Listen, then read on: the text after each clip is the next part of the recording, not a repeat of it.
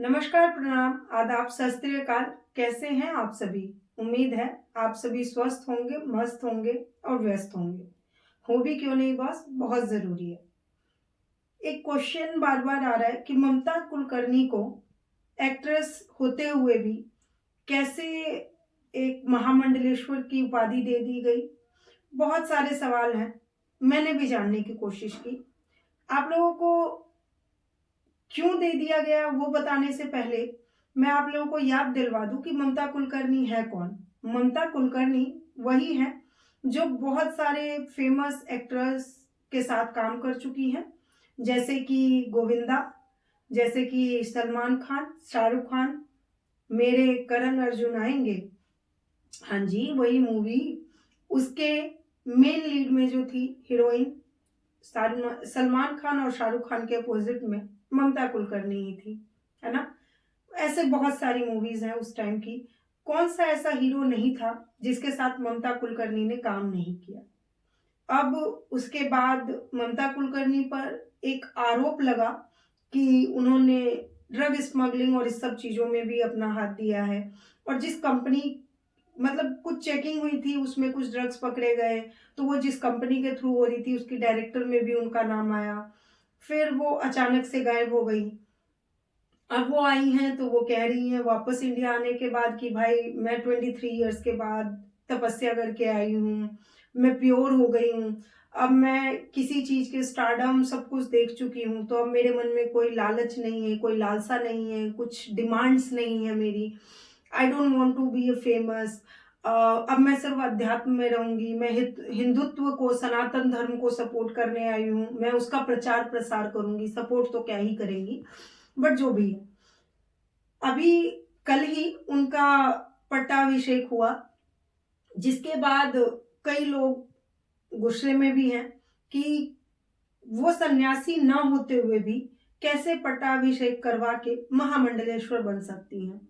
हमने भी इस बात को जाना, तो ममता कुलकर्णी का कहना है कि वो एक तो किन्नर अखाड़ा, जो कि अभी पिछले कुछ सालों में जिसको मान्यता मिली है, जो जूना अखाड़े के साथ मिलकर एक नया अखाड़ा किन्नरों के लिए बनाया गया है, उसकी महामंडलेश्वर घोषित हुई है। मतलब उनको स्वीकार किया गया है या बनाया गया है, आप जो कहें। उसके बाद महामंडलेश्वर बनने की कई कंडीशंस होती हैं, जिसमें उनका कहना है कि वो 23 साल तपस्या करके आई, तो अब वो साध्वी का जीवन जीना के लिए तैयार है। वो सनातन धर्म की तरफ झुकी हुई हैं, तो इस वजह से उनको महामंडलेश्वर की उपाधि दी गई सर्वसम्मति से। सर्वसम्मति उन अखाड़े वालों की, और शायद कुछ लोगों की ना भी होते हुए भी उनको इसके लिए मतलब चुना गया। अब आता है कि क्या ये फिल्मी स्टंट है? तो पता नहीं, बट हीरो हीरोइन कहते हैं कि जब उनका करियर खत्म हो जाता है या होने लगता है तो वो कुछ ऐसा स्टंट कर देते हैं जो कि फिर से वो लाइमलाइट में आ जाते हैं। हो सकता है कि ये वो ही स्टंट हो, या ऐसा भी हो सकता है कि एक इंसान जब बहुत छोटी एज में बहुत कुछ देख लेता है, अच्छा भी बुरा भी, तो वो बिल्कुल दुनिया से, उसका मोह माया से मन हट जाता है।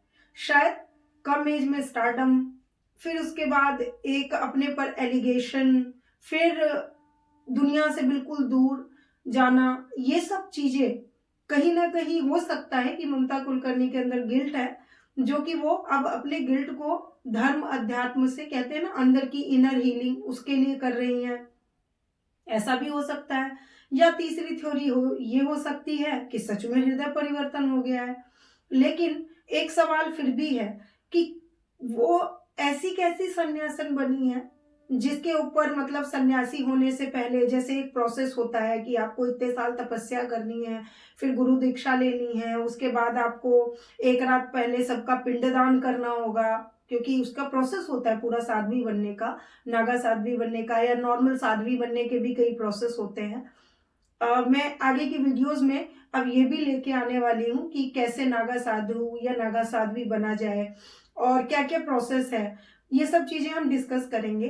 फिलहाल जहां तक बात करें ममता कुलकर्णी की, तो हो सकता है कि उनको ऐसा भी हो कि अब भगवान ही मेरा आखिरी रास्ता है, वही सहारा है। बट इस जिस अखाड़े की वो किन्नर अखाड़े की जो महामंडलेश्वर बनी है, उसमें 2 बातें बड़ी पॉज़िटिव भी कह सकते हैं आप या नेगेटिव कहें, वो आपका नज़रिया है। बट ममता कुलकर्णी अब साध्वी भी कहला सकती हैं और साथ में वो मतलब अपनी जो सांसारिक जीवन है उसको भी जी सकती हैं। क्योंकि किन्नर अखाड़ा में कोई ऐसा नियम नहीं है कि आप दुनियादारी छोड़ के तब उनके साथ जुड़ेंगे। आप उनके साथ जुड़ने के लिए आप दोनों चीज़ें साथ में कर सकते हैं। अब कई चीज़ें, कई नियम समय के साथ बदलते हैं, तो इसी नियम को मानते हुए जो समझ में आया सबको कि उनको महामंडलेश्वर की उपाधि दी गई है। अब देखते हैं आगे क्या होगा। यहाँ पर मुझे रामायण का एक दोहा याद आता है, आप लोग भी इस पर समझें कि क्या है। रामायण में कहा जाता है कि "होई है सोई जो राम रचि राखा, होई है सोई जो राम रचि राखा, को करि तर्क बढ़ावहि शाखा"। मतलब होगा वही जो राम जी ने लिखा हुआ है। हुई है सोई जो राम रचि राखा और को करि तर्क बढ़ावहि शाखा। आप और हम बहस करके या विचार करके क्या कर लेंगे, वही होगा जो ऊपर वाले ने लिखा है। देखते हैं आगे क्या होता है, इसमें सब जानकारियों के साथ हम जुड़े रहेंगे। बाकी नागा साधु कैसे बना जाता है, ये नागा साध्वी कैसे बना जाता है, इस पर बहुत जल्द वीडियो लाने वाली हूँ। अखाड़े क्या होते हैं उस पर वीडियो आने वाली है। उसके बाद कहाँ पर प्रयागराज, उज्जैन, नासिक, हरिद्वार, यहाँ पर जो नागा साधु बनते हैं उनके नेचर में क्या होता है, उनका नाम क्या होता है, उनका काम क्या होता है, सब पर डिस्कशन होगी। हमारे साथ जुड़े रहें और अगर आपको जानकारियाँ अच्छी लगे तो शेयर कर दो ना बॉस, बहुत ज़रूरी है। इससे हमें भी हिम्मत मिलती है और प्रोत्साहन मिलता है। तो मिलती हूँ आप सभी से नेक्स्ट वीडियो में। तब तक के लिए नमस्कार। और वही कहूँगी, अपना और अपनों का ध्यान रखो और अपनी फैमिली को बहुत सारा प्यार करो, बहुत ज़रूरी है। Thank you so much.